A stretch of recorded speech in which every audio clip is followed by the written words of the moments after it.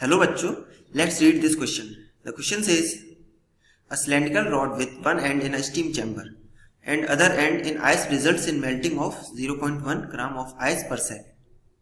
If the rod is replaced by another with half the length and double the radius of first, and if the thermal conductivity of material of second rod is 1/4 that of first, the rate at which ice melts in gram per second will be. ये question में ये बोला गया है कि एक cylindrical rod है,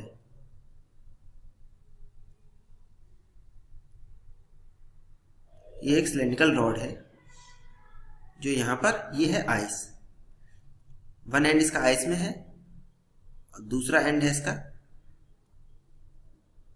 steam chamber में। ठीक है, ये स्टीम चैम्बर है। तो इसका टेम्परेचर यहाँ पर कितना है 100 डिग्री सेल्सियस, क्योंकि स्टीम का वही होता है, और आइस का यहाँ पर 0 डिग्री सेल्सियस। तो हीट करंट, जो हीट करंट है वो कहाँ से जाएगा 100 से 0 की तरफ, मतलब स्टीम से आइस की तरफ जाएगा और इस आइस को धीरे धीरे धीरे धीरे मेल्ट करता रहेगा। ठीक है, तो इसकी मेल्टिंग की कितनी है 0.1 ग्राम ऑफ आइस पर सेकेंड।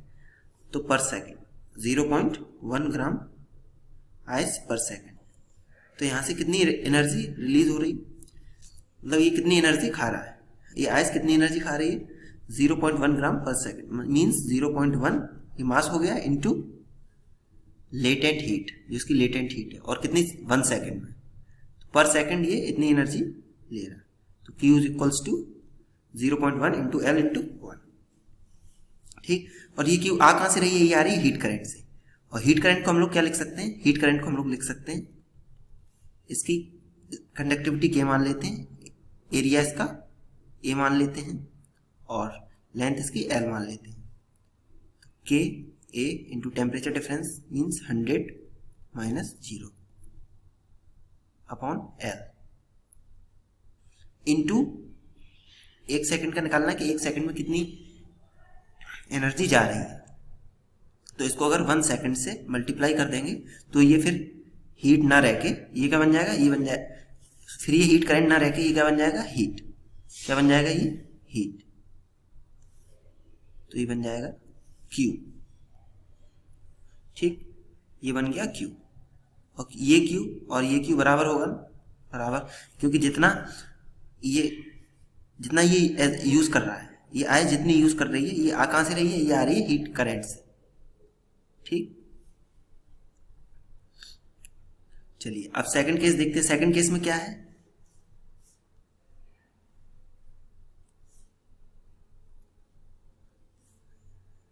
ये इसके बराबर होगा। सेकंड केस में क्या है, लेंथ कितनी हो जाती है L/2 और रेडियस कितना हो जाता है, रेडियस हो जाता है 2 टाइम्स, मीन्स एरिया कितना हो जाएगा, रेडियस हो जाएगा 2 टाइम्स, तो एरिया हो जाएगा pi into 2r square equals to 4 pi r square.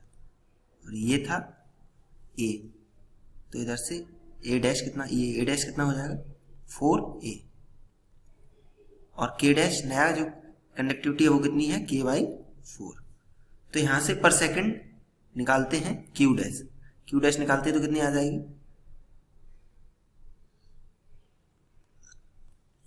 यहां से जैसे इधर हम लोगों ने Q निकाला है वैसे यहां पर Q डैश निकालते हैं, तो क्या हो जाएगा K dash into A dash, ये इसको L dash into 100 minus 0 by L dash. तो यहां से Q डैश क्या हो जाएगा, Q डैश हो जाएगा अपना K into 4 K/4 into 4A into 100 by L/2। तो बाई 2 मीन्स इंटू 2, 4 से 4 कैंसल इंटू 1 सेकेंड। तो ये Q डैश कुछ 2 टाइम्स ऑफ Q नहीं लग रहा है, देखिए 2 इसको अलग कर लीजिए तो क्या बचता है KA into 100 into 1 second by L। तो ये क्या है, ये है Q। तो Q डैश कितना आ गया, Q डैश आ गया अपना 2 टाइम्स ऑफ Q। ठीक है, और एक तरह से क्यू डैश को और हम क्या लिख सकते हैं, क्यू डैश को लिख सकते हैं मास मेल्ट्स per gram into L M dash, this is equals to 2 times Q, और क्यू यहाँ से क्या है 0.1 L.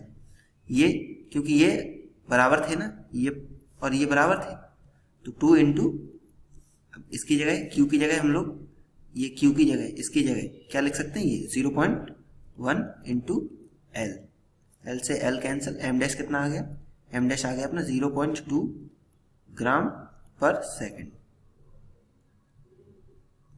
This is our correct answer, this is our correct answer. तो चलिए ऑप्शन देखते हैं कौन सा ऑप्शन करेक्ट है। अपना करेक्ट हो जाएगा option C, option C is correct, that is 0.2 gram per second.